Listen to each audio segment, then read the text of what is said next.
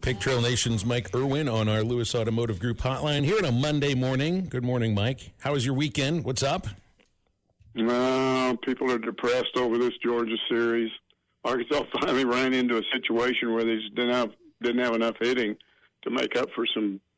It wasn't terrible pitching. Once again, the story is the starting pitcher kind of gets you in a hole on the Saturday and Sunday games. And look, the way they came back on Sunday, I thought they had it won. You get one out away, and you got arguably your hottest pitcher out there on the mound, and he's pitching to a guy that's 0-4, and you think, man, this thing's over. Baseball's never over till it's over.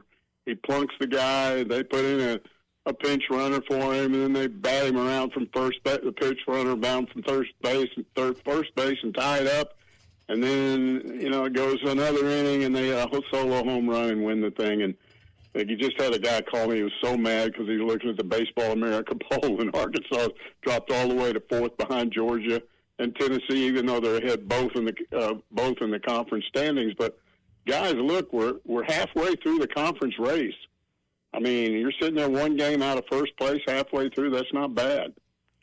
Well, I guess some folks think the team's just they want them to be indestructible, right? Like you can't beat them. Yeah.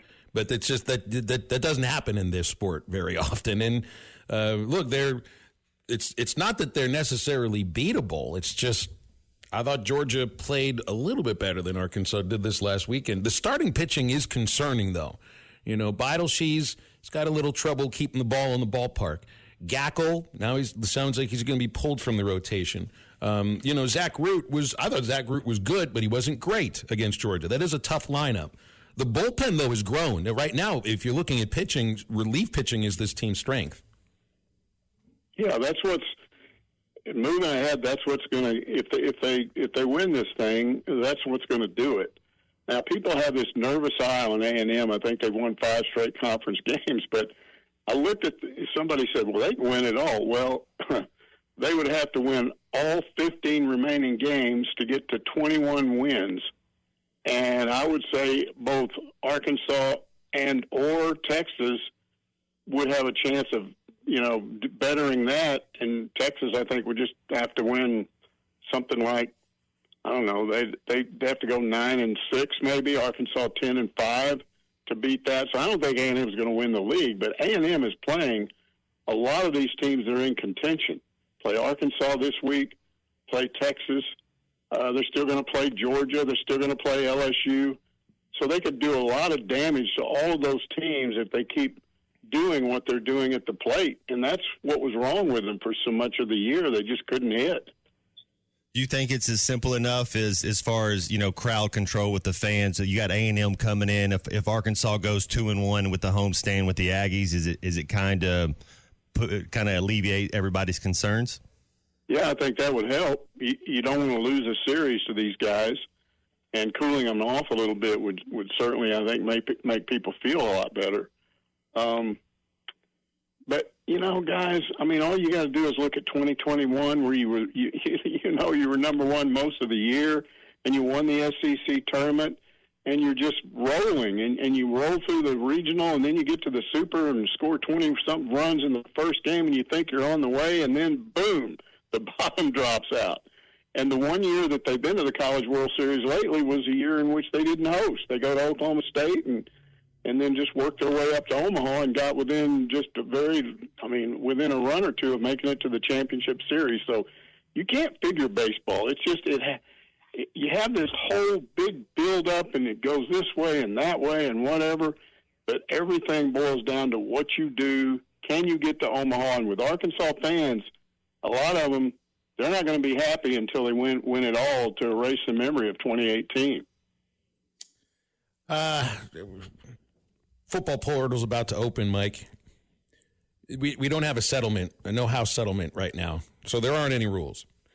I don't know. It feels to me like there could be some real craziness that could go down once the portal opens, and I think it opens on Wednesday. Any insight into what could happen in terms of, I don't know, an exodus? We know what they're looking for. They're looking for defensive backs. They're looking for defensive linemen specifically. Yeah, I mean, I haven't heard specifically. I'm not Otis, so I don't follow that like he does. But here's the point, guys. That whole thing at Tennessee comes down. It's the first time that coaches have actually revealed sort of what happened. We knew everybody sort of knew what was going on with Braylon Russell last year with all this stuff in the portal, out of the portal, maybe going to Ole Miss, maybe not.